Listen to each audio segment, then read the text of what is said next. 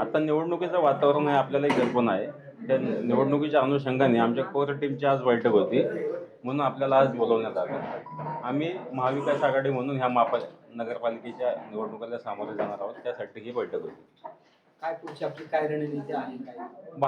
भाजपला थांबवण्यासाठी महाविकास आघाडीमध्ये जे पक्ष किंवा संघटना येतील त्यांना सोबत घेऊन ही महानगरपालिका निवडणूक लढायची हा आमचा अजेंडा फायनल आहे.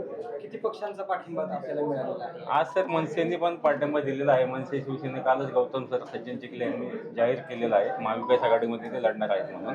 त्याच्या यांनी बाकीचे आता भाजपच्या विरोधात समजा शिंदे असतील, दादा असतील, वंचित बहुजन असतील, अशा अनेक संघटना पक्ष जे भाजपला थांबवण्यासाठी आमच्या सोबत येतील त्यांना घेऊन महानगरपालिका निवडणूक लढणार आहोत. आपला भाजपला विरोध आहे का ईव्हीएमला विरोध आहे? भाजप म्हणजे ईव्हीएम आहे आणि ईव्हीएम म्हणजे भाजप आहे.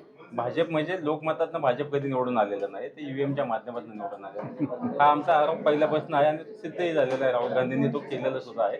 परंतु लोकशाही वाचवण्यासाठी, संविधान टिकवण्यासाठी आम्ही येणाऱ्या महानगरपालिकेला ताकदीने सामोरे जाणार आहोत. तुमचं जसं जवळपास निश्चित झालं की महाविकास आघाडी म्हणून लढायचं आणि एकीकडे अशी चर्चा आहे की अजितदादांच्या राष्ट्रवादीला आणि शिवसेनेला देखील सोबत घ्यायचं, कशी समीकरणं हे जुळवणार तुम्ही? 100% आमचं जागा वाटपामध्ये काही हेवेदावे होणार नाहीये.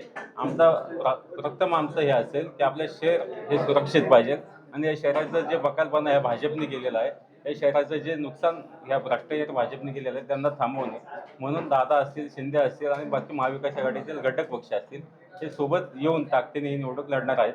त्याच्यामध्ये कोणाला किती जागा द्यायचा हा फॉर्म्युला आमच्या प्रदेश पातळीवर स्पष्ट झालेलं नाही, फक्त चर्चा सुरू आहेत. दोन्ही पक्ष सकारात्मक आहेत. मात्र जर युती म्हणून ते सगळे सोबत लढले तर तुम्ही कसं पाहताय? आम्हाला काही अडचण नाही. 128 जागा आजही महाविकास आघाडीहून आम्ही लढणार आहोत. उलट पक्षी जाऊन आम्ही भाजपच्या विरोधात ते आमच्याकडे येत असतील तर त्यांना काही जागा देऊन आम्ही महाविकास आघाडीमध्ये समाविष्ट करू शकतो. आपल्याकडे शरद पवार गटाच्या इच्छुकांचे अर्ज जे काही आले असतील, आता नंतर तुम्ही म्हणता मनसेनं पाठिंबा दिला आहे, इतर संघटनांनी पाठिंबा दिला आहे, त्यांना कसं तुम्ही हे करून?